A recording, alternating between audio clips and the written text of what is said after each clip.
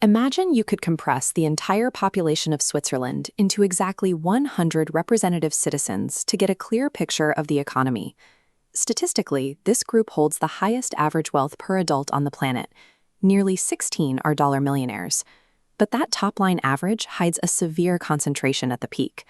Of all the money shared by this group, 35% of it is controlled by just the single richest person in the grid. Drop down to the 50th person in the group, the exact median citizen, and actual net worth falls off a cliff, sitting 5 times lower than the national average. Move down to the bottom 8 citizens, and you hit the subsistence line. They represent over 145,000 working poor living in poverty.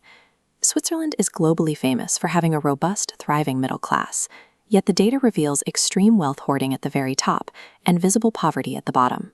How do these two realities exist at the same time? To understand the Swiss economy, we have to completely separate two ideas: what people own versus what people earn. This line graph tracks the share of national income going to the top 10% of Swiss earners since 1917. Over a century of world wars, oil shocks, and financial crises, that trend line is incredibly stable, hovering right around 30%. A fair income distribution matters most when it is paired with income mobility, a metric tracking how much future earnings are dictated by parents' economic status. Looking at this side-by-side comparison, we see how rigid some systems are.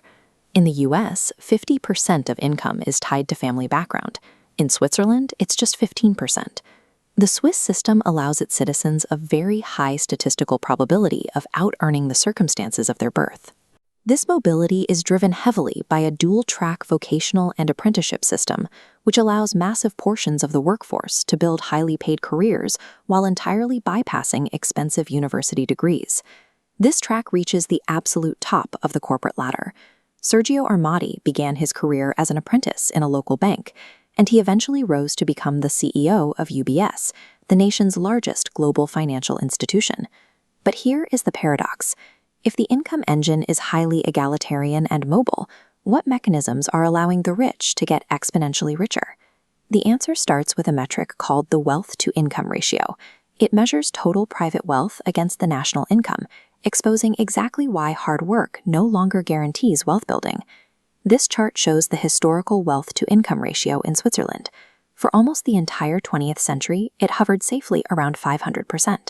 Then, after the year 2000, it violently spikes up to 721%.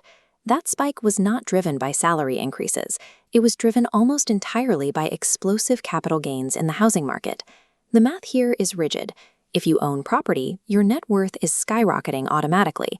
If you rely entirely on a middle-class paycheck, you are being mathematically left behind. This divide is reinforced by a second invisible wedge: the structure of the Swiss tax system and its reliance on lump sum deductions. The tax code offers massive write-offs for real estate renovations and voluntary transfers into private pension funds. In theory, these options are available to everyone. In practice, they are only usable by those who already have significant excess capital. Because tax rates are progressive, but these deductions act as flat lump sums, the higher your tax bracket, the larger your financial relief. It is a mathematical trap that disproportionately shields the ultra-rich and limits the state's ability to redistribute wealth. The Swiss income ladder remains highly functional, but the ultimate reward of wealth building has been quietly hidden behind an impregnable fortress of housing games and tax shields, threatening the very middle class that built the nation.